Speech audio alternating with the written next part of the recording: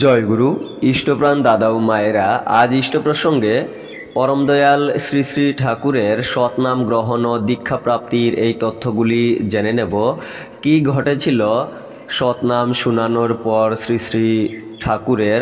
জননী মনমোহিনী দেবী যখন শ্রী শ্রী ঠাকুরকে সৎনাম শোনালেন, তারপরে আরও বিভিন্ন ঘটনা রয়েছে, জেনে নেব এই তথ্যগুলি। শ্রী শ্রী ঠাকুর যখন 10 বছরে পা দিলেন, বালক শ্রী শ্রী ঠাকুর অনুকূলচন্দ্রের নানান দৈবী ও আধ্যাত্মিক অনুভূতি হতে লাগল। সেসব কথা জানিয়ে শ্রী শ্রী ঠাকুরের জননী মনমোহিনী দেবী তাঁর গুরুদেব শ্রী হুজুর মহারাজকে চিঠি লিখলেন। সব জেনে হুজুর মহারাজ মনমোহিনী দেবীকে নির্দেশ দিলেন পুত্রকে সৎনাম দেওয়ার জন্যে।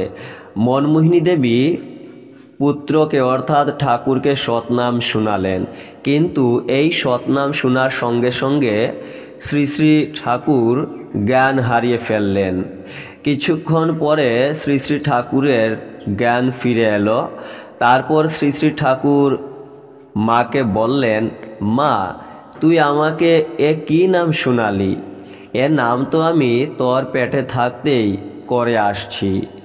শ্রী শ্রী ঠাকুর 10 বছর বয়সে সৎনাম পেলেও 25 বছর বয়সে 1913 সালে মাতা মনমোহিনী দেবী তাকে আনুষ্ঠানিকভাবে সৎ দীক্ষা প্রদান করেন। এই দীক্ষার নির্দেশ মাতা মনমোহিনী দেবী পেয়েছিলেন গাজীপুর সৎসঙ্গের তৎকালীন সন্ত সদ্গুরু সরকার সাহেবের কাছ থেকে। জয় গুরু।